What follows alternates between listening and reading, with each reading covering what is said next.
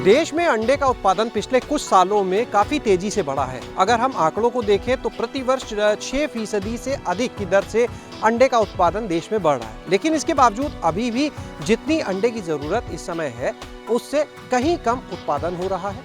आखिर ये जो मांग और आपूर्ति के बीच का जो अंतर है, ये गैप है, कब तक पूरा हो पाएगा, ये आज हम जानेंगे CARI के निदेशक डॉक्टर AK तिवारी जी से। सर, बहुत बहुत स्वागत है आपका। सर, जो ये अंडे का उत्पादन है, इसको हम आंकड़ों में आपसे जानना चाहेंगे कि वर्तमान स्थिति क्या चल रही है, क्योंकि 2023 की अगर बात करें, गत वर्ष की हमारी आपसे बात हुई थी तो लगभग वो 130 अरब के आसपास का था देश का। अभी अगर वर्तमान स्थिति देखें, क्या वर्तमान में 142 बिलियन अंडे प्रतिवर्ष अपने देश में उत्पादित हो रहा है और स्टैंडर्ड के हिसाब से प्रति व्यक्ति उपलब्धता 184 अंडे प्रति व्यक्ति प्रतिवर्ष होनी चाहिए। 184 अंडे प्रति व्यक्ति प्रतिवर्ष, परंतु हमारे यहाँ उपलब्धता अभी 105 अंडे तक है। तो डिमांड अवेलेबिलिटी के हिसाब से बहुत ज़्यादा गैप है और बहुत ज़्यादा स्कोप है। जहाँ तक इंटेंसिव फार्मिंग की बात करें तो जो सदर्न स्टेट्स हमारी आंध्र प्रदेश, तेलंगाना, तमिलनाडु, वहाँ अंडे का उत्पादन काफ़ी ज़्यादा है। वहाँ प्रति व्यक्ति उपलब्धता 300 अंडों से ज़्यादा है। लेकिन अगर हम उत्तर की स्टेट देखें, जैसे बिहार या उत्तर प्रदेश, तो यहाँ 25 अंडे प्रति व्यक्ति प्रतिवर्ष उपलब्धता है।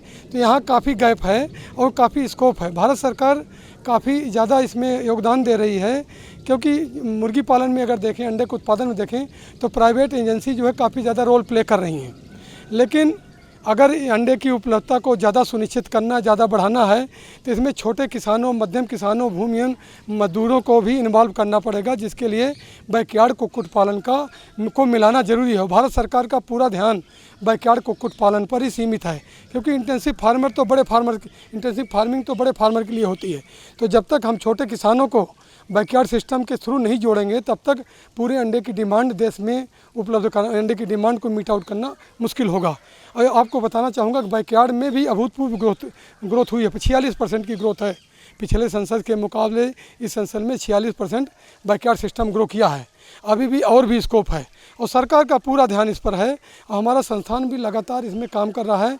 बैकयार्ड, क्योंकि नॉर्मल जो इंटेंसिव फार्मिंग के लिए बर्ड्स होती हैं वो दूसरी उन्नत किस्म की होती हैं, जिनको ज़्यादा इनपुट चाहिए ग्रो करने के लिए, जबकि बैकयार्ड सिस्टम के लिए ऐसी बर्ड्स चाहिए जो लो इनपुट में ग्रो कर सकें।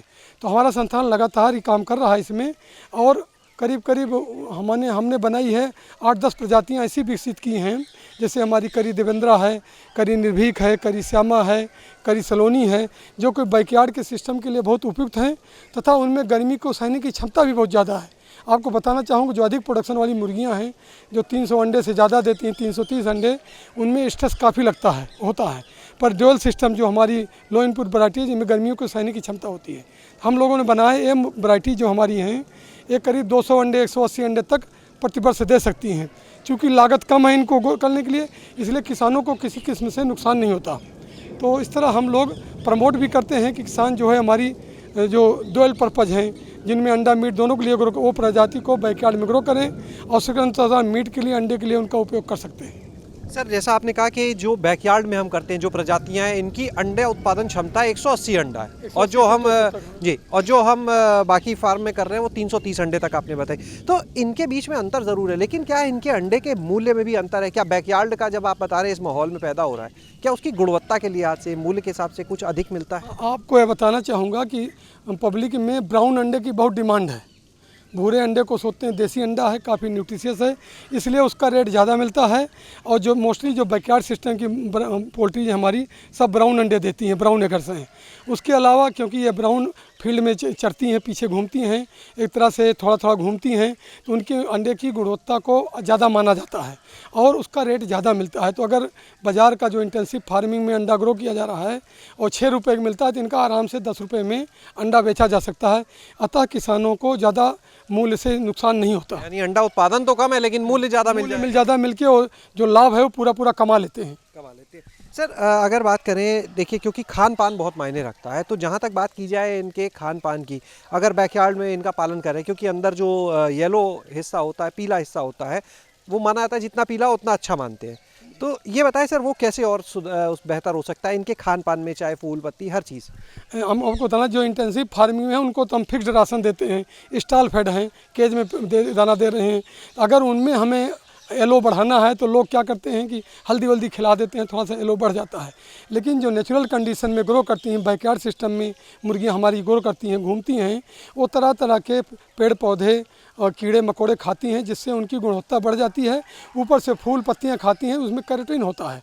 तो कैरोटीन होने के नाते उनका जो योग पोर्शन है वो ज़्यादा पीला होता है। कौन से फूल सर सबसे ज़्यादा प्रभाव डालते हैं? गेंदे का फूल लोग बहुत प्रेफर करते हैं। अगर गेंदे के फूल के पेटल्स हैं सूखी हुई या गीली खिलाया जाए तो पीलापन अंडों में के योग में पीलापन आ जाता है, जो कि लगता है कि अंडा बहुत अच्छा है। वो अंडा भी महंगा बिकता है? वो अंडा भी महंगा बिकता है, क्योंकि अगर आप देखेंगे जो इंटेंसिव फार्मिंग के अंडे हैं, कई बार ऑलमोस्ट योग पीला ना होकर सफ़ेद टाइप का हो जाता है, तो लोग कम पसंद करते हैं। आप हमारे CRI का अंडा देखिए, इसका अंडा का योग काफ़ी पीला होता है, तो लोग यहाँ पर बड़ी डिमांड रहती है। सस्ता महंगा होने के बावजूद भी पब्लिक यहाँ के अंडों की बहुत डिमांड है, क्योंकि उनको लगता है कि यहाँ का अंडा ज़्यादा ही अच्छा है। सर, ये जो आपने अभी बैकयार्ड फार्मिंग की भूमिका बताई, जो अंडा उत्पादन और मांग के बीच का अंतर है, उसको पूरा करने के लिए अगर हम ये देखें तो प्रतिवर्ष की जो अभी ग्रोथ हम देखते हैं इस क्षेत्र में, अंडा उत्पादन लगभग 6% से ऊपर की चल रही है। ये हमें और क्या करना होगा कि तेज़ी से इस अंतर को मिटाया जा सके, और जो अभी मांग की कमी है, बाहर से मंगा रहे हैं, वो हम मंगाने की जगह भेजने की? तो मैं तो यही कहूँगा कि कुछ फार्म तो इंटेंसिव फार्मर होने चाहिए, इंटेंसिव फार्मिंग करें, लेकिन वो बहुत बड़े फार्मर होते हैं, सबके बस का नहीं है। तो छोटे किसानों को इसमें जोड़ा जाए, छोटे किसानों, भूमिहीन मजदूरों को इसमें जोड़ा जाए।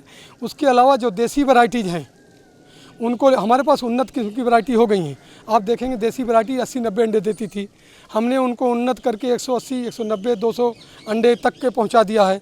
उन वैरायटी से बैकयार्ड कुक्कुट पालन करें तो ऑलमोस्ट डबल अंडा प्रोडक्शन हो जाएगा। साथ साथ इंटीग्रेटेड फार्मिंग, जो बड़ी फार्मिंग है, उनको भी, इंटेंसिव फार्मर को भी जोड़ा जाए। इस तरह डिमांड और जो अवेलेबिलिटी के गैप को बहुत ज़्यादा जल्दी कम किया जा सकता है। ऐसी जो वैरायटी है, इसको एक आम किसान या कुक्कुट पालक कहाँ से ले सकता है? क्या सिर्फ आप क्या मिलेंगी या कहीं और भी मिल सकती हैं? नहीं, ऐसी वैरायटी तो 100 संस्थानों में, जैसे हमारा CRI है, एक directorate of poultry research Hyderabad है, उसके अलावा गवर्नमेंट के कुछ CPDOs हैं, सेंट्रल पोल्ट्री डेवलपमेंट ऑर्गेनाइजेशन, वहाँ भी ऐसी वैरायटी मिलती हैं। लेकिन आपको बता दूं, बहुत सारे मदर यूनिट बनाई हैं लोगों ने, किसानों ने, हमारे से अंडे ले जा कर के चूजे निकाल के वो बेचते हैं। तो ऐसे लोग भी हैं जो फील्ड में प्रोपोगेट कर रहे हैं, उनको भी वो कांटेक्ट कर सकते हैं। मैं तो यही कहूँगा कि अगर हम मेल करेंगे, अपनी ज़रूरत के हिसाब से हमें बताएंगे, तो हम उनको उचित व्यवस्था, उनके नियरेस्ट कौन सा पॉइंट है, कहाँ से वो इस तरह की वैरायटीज़ को प्राप्त कर सकते हैं, हम उनका मार्गदर्शन कर सकते हैं। सर, बात हो गई अंडे की, अब इसके बाद अगर हम करते हैं बात बॉयलर की, मीट की करते हैं, तो उसमें अभी क्या स्थिति है भारत की?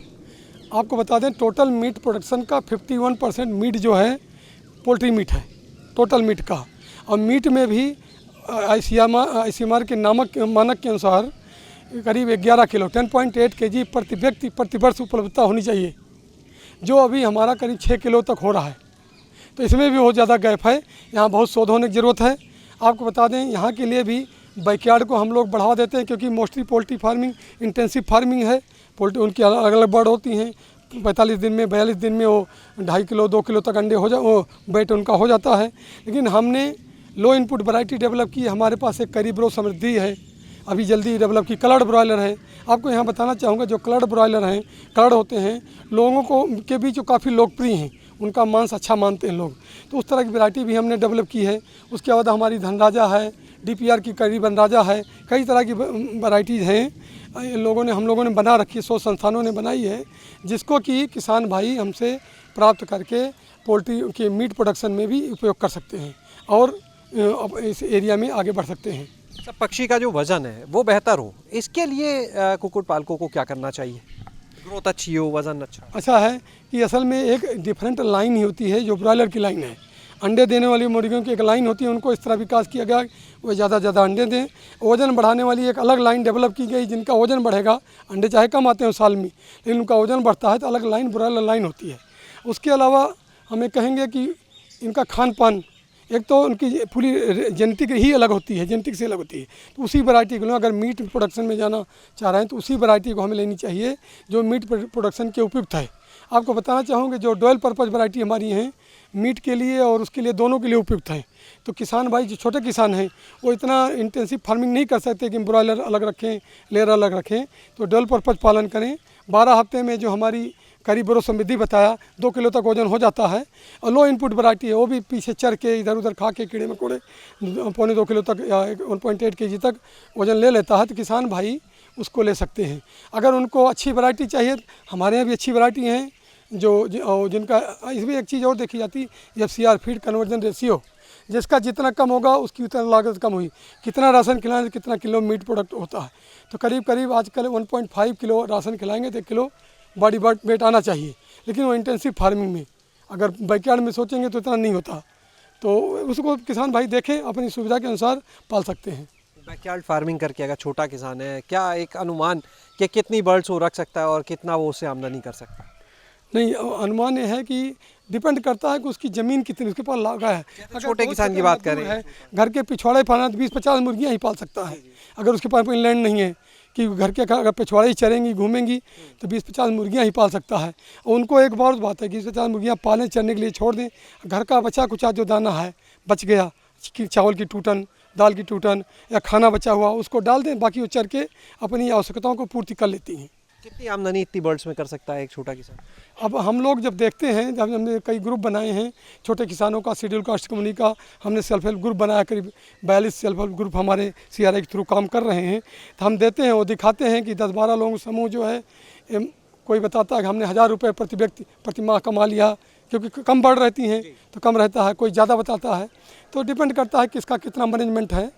तो इस तरह मतलब डिपेंड करेगा किस तरह बर्ड्स रख रहा है और कैसा मैनेजमेंट है उनका।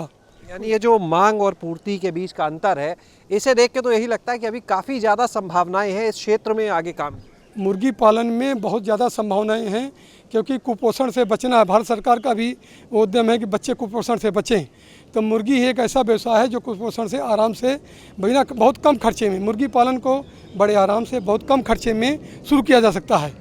क्योंकि गाय भैंस लेंगे और कोई लेंगे, उसके लिए आपको कुछ न कुछ ज़्यादा इनपुट चाहिए। आप 20-50 मुर्गी लेकर शुरू करेंगे, एक चूजा अगर 25-30 रुपये का मिलता है तो सोच लीजिए कि तो एक छोटा सा हट बनाना पड़ेगा।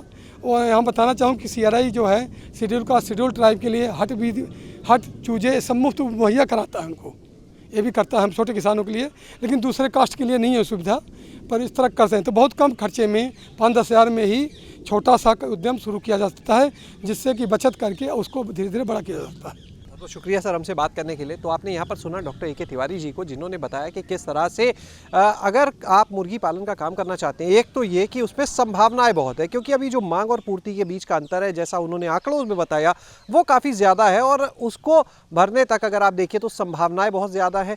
कम लागत में आप एक छोटा सा फार्म अपना शुरू कर सकते हैं। और एक ख़ास बात कि अगर आप चाहते हैं कि मुर्गी अंडे अच्छे दे, तो उसके लिए कुछ ऐसी किस्म है, कुछ ऐसी वैरायटी है जो CRI ने विकसित की हैं, वो आप कहाँ से ले सकते हैं, इनसे जाना। और सबसे ख़ास चीज़ कि मुर्गी का खान पान, उसमें अगर आप पीले फूल, गेंदे के फूल को शामिल कर लेते हैं तो अंडा इतना अच्छा होगा कि उसके दाम भी आपको बाज़ार में कहीं ज़्यादा मिलेंगे।